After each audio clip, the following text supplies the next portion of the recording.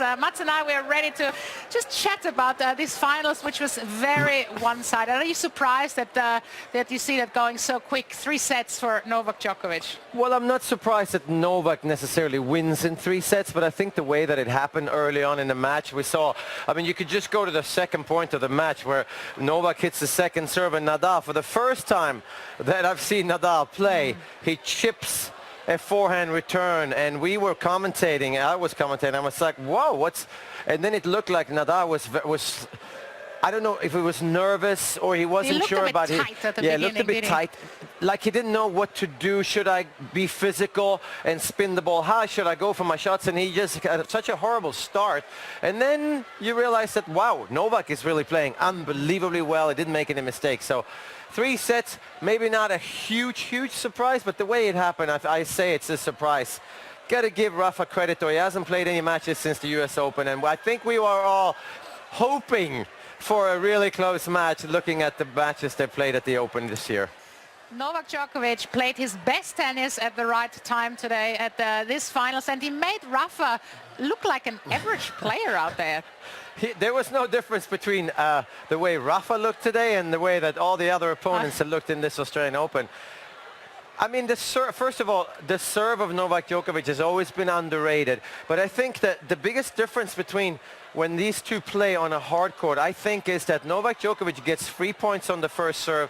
It looks like Nadal is not sure where to return the ball from. And Nadal doesn't get any 3 points. It doesn't matter how well he serves, where he serves. Novak seems to be able to read and anticipate where Nadal goes. In that first set, he only lost 1 point on his serve, Novak Djokovic. I mean, that's unheard of. And it's not like that he serves like Milos Raonic. No, he doesn't, but he just backs it up with such great ground strokes. And again, it's just something that when Novak is playing well, he definitely reads Nadal's game better than Nadal reads Novak's game. We have to talk about that backhand cross-court from Novak Djokovic today. It was one of his signature shots out there. How does he do that? Everybody has problems with that forehand, you know, from Rafa Nadal, and then there comes Novak Djokovic, takes it early and wins so many points.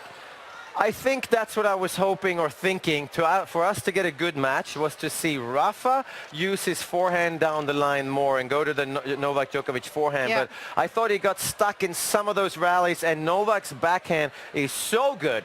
He hits so many winners cross-court, and I think the court position of Novak against Nadal is unbelievable. Well, I think it's a confidence thing in how he hits the ball, but I also think it's a confidence thing in, I know how to play Rafa. This is how I'm going to play Rafa. And Rafa in the past knew how to play Novak, but it hasn't worked in the last 4 or 5 years in majors. So we thought that Rafa was going to come out and play very risky tennis, but he didn't quite dare to in the beginning, it looked like. And then Novak got into that pattern, and Novak said, whoa, okay, I know how to deal with this guy. And again, Novak is unbeatable. 3 majors in a row. That's the 3rd time in his career that he's won 3 majors in a row. He's won all 4 in a row once.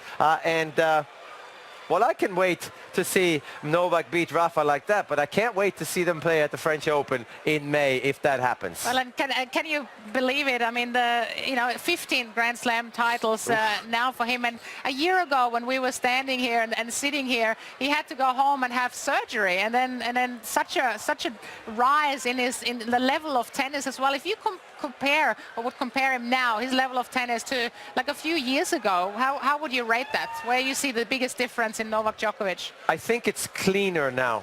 I think he's more aggressive. I think he hits the ball a little bit cleaner. I think his forehand is more of a weapon. His forehand has always been the big decider. To me, the backhand is the best, never makes a mistake. The forehand, he used to use more angles, spin it up high, and then go for it. Today, and the whole tournament, he seems to be okay just flattening the forehand out and going for winners whenever he feels like it.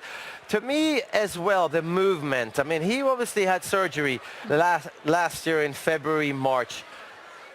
He moves like he's never, I mean, it's amazing. Can he have trained that hard in that few months? I don't believe that. I think that we underrate his tactical ability and his fighting spirit. And I always said, speed starts in the heart. Yeah. Novak wants it as badly as any tennis player that I've ever seen. And it's not just winning or playing to win those Grand Slam titles. He wants to go down in the history books as well. I think How many more does he have left him? He's only 31 years old, and we know that Roger Federer is up to 20 Grand Slams, so he's up to 15 now.